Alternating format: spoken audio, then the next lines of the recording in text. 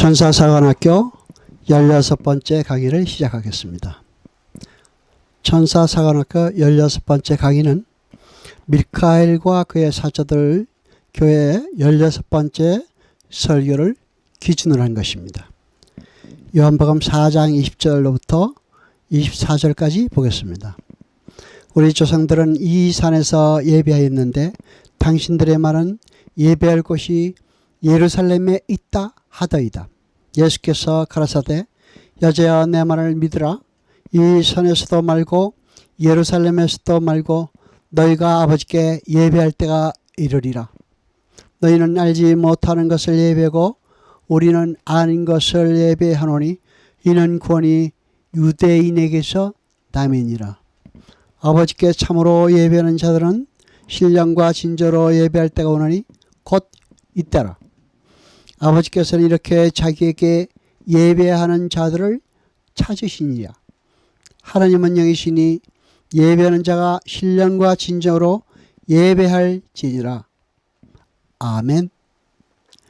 여러분, 여기서 사마리아의 여인은 예수님께서 길을 가시다가 우연히 만난 사람이 아닙니다. 창세전에 택해진 하나님의 백성인 것입니다.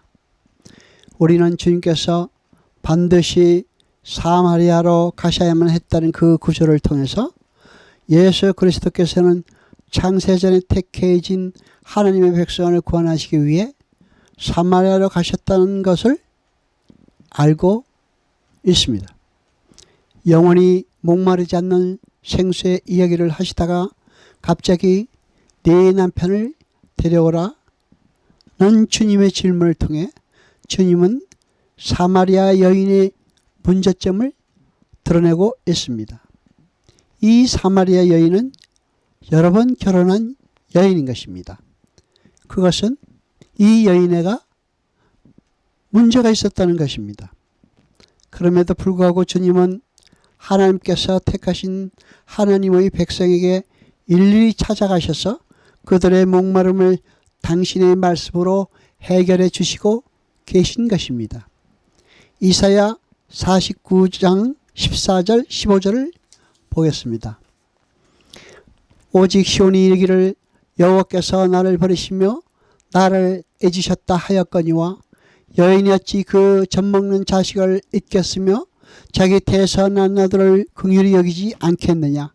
그들은 혹시 잊을지라도 나는 너를 잊지 아니할 것이라. 아멘. 14절은 하나님의 백성들에게 미래의 영광스러운 구원이 약속되었으나 현재의 이스라엘 백성들은 바벨론 포로라는 절망적인 상황에 있었습니다. 이에 하나님께서 낙심하는 이스라엘을 위로하십니다. 그러나 바벨론 포로 생활의 고난이 너무 컸기 때문에 울부짖는 백성들의 애통함을 표현한 것입니다. 15절은 하나님의 그의 백성에 대한 사랑을 인간의 사랑 중 가장 강한 사랑인 모정에 비유하여 표현하심으로써 하나님께서는 결코 이스라엘을 버리지 않으실 것임을 강조하고 있는 것입니다. 어떤 분들은 예배라고 하면 기독교의 형식적인 예배의식만을 떠올립니다. 아닙니다. 이 세상의 모든 인간들은 다 예배하며 삽니다. 예배는 내가 가장 가치 있다고 생각하는 것을 나의 삶의 중심에 올려놓는 것을 말하는 것입니다. 심지어는 무신론자들도 가장 가치 있는 자리에 올려놓고 자신을 예배하고 있는 사람들인 것입니다. 그러므로 다른 모든 종교들도 결국에는 자신을 예배하는 것에 불과하다는 것을 우리는 어렵지 않게 확인할 수 있습니다. 인간이 만들어 놓은 이 세상의 모든 종교들은 전부 자기 자신의 이익을 위해 어떤 힘 있는 존재의 도움을 청하기 위한 수단으로 만들어 놓은 것이기 때문에 결국 그들이 섬기는 것은 자기 자신이 것입니다. 모든 인간은 자신의 욕망과 욕심을 위해 무엇인가에게 끊임없이 예배하고 있습니다. 그래서 사도 바울은 이러한 우상 숭배를 탐심이라고 정의를 내립니다. 원래 우리 인간들은 하나님을 가장 가치 있는 자리에 올려드리고 하나님을 인정하고 그분께 전적으로 순종하며 의뢰하며 그분의 영광을 드러내고 그분께 찬양하는 자로, 즉 예배하는 자로 지어진 것입니다. 그것이 우리 인간의 창조된 목적입니다. 하나님은 그 올바른 예배자의 자리로 당신의 백성들을 이끄시기 위해 그들을 은혜로 구원해내시기 위해 허락하신 것을 역사라고 합니다. 하나님을 떠난 인간들은 행복할 수 있는 방법만 안다면 자신들의 힘으로 할 수 있을 것이라고 생각했습니다. 그래서 하나님 앞에서 우리에게 이 세상을 사는 방법을 제시해 달라고 주장했습니다. 그때 하나님께서는 율법을 주십니다. 그러나 율법은 인간들을 구원하기는커녕 그들의 죄인됨을 드러내고 말았습니다. 하나님은 가인과 아벨의 얘기를 통해 예배에 대한 정의를 내리고 계십니다. 창세기 3장 말미에서 하나님은 아담에게 흙을 경작하도록 명령하고 계십니다. 그런데 그 흙을 묘사하는 형용사가 근본된 흙이라는 단어입니다.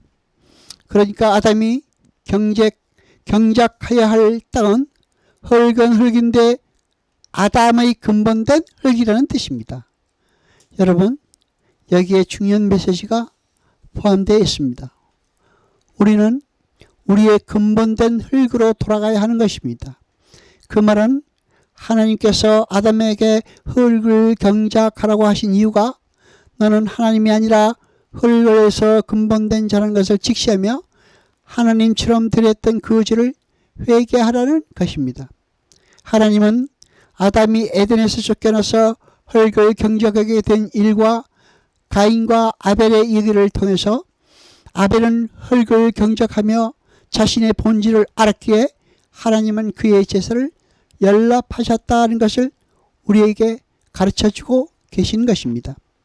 그래서 하나님께서 연락하신 아벨의 제사를 그냥 제사라고 하지 않고 아벨과 그의 제사라고 표현하는 것입니다. 하나님은 아벨이 드리는 제물이나 아벨의 제사 형식이 훌륭했기에 그 제사를 받으신 것이 아니라 자신의 죄인됨을 인정하고 하나님 위에 올라앉아 자신이 이 세상의 주인으로 살려 한 죄인의 삶은 잘못된 것이라는 것을 정확한 인식 아래 드려진 제사에게 아벨의 제사를 기뻐하셨던 것입니다. 다른 말로 아벨의 제사는 하나님을 하나님으로 인정하고 인간은 그 절대 상위의 존재 아래서 그분을 찬양하고 그분의 영광을 드러내며 그분을 즐기는 참 예배였던 것이고, 가인의 제사는 형식과 제물은 동일하게 드렸지만 자기의 의를 드러내고 자신의 유익을 목적으로 했던 가짜 예배였던 것입니다. 여러분, 하나님께서는 아벨의 제사만 받으신 것이 아닙니다. 아벨과 그의 제사를 받으신 것입니다. 먼저 아벨을 받으시고 그의 제사도 받으신 것입니다. 하나님께서는 여러분을 먼저 받으시고 여러분의 제사를 받으시는 것입니다. 그러니까 하나님께서 기뻐하시는 참된 예배라는 것은 자신을 우주의 중심에서 끌어내리고 자신이 하나님의 은혜 아래에서만 존재할 수 있다는 피조물이라는 것을 인정하고 그분의 말씀에 온전히 순종하겠노라고 나선 자들의 모든 행위가 바로 예배인 것입니다. 신명기 12장 11절 보겠습니다. 너희는 너희 하나님 여호와께서 자기 이름을 두시려고 한 것을 택하신 그곳으로 나의 명하는 것을 모두 가지고 갈지니 곧 너희 번제와 너희 희생과 너희 11조와 너희 손의 거제와 여호와께 소원하는 모든 나름된 선물을 가져가고, 아멘. 이렇게 하나님께 제사를 드리는 성전은 한 곳이어야 합니다.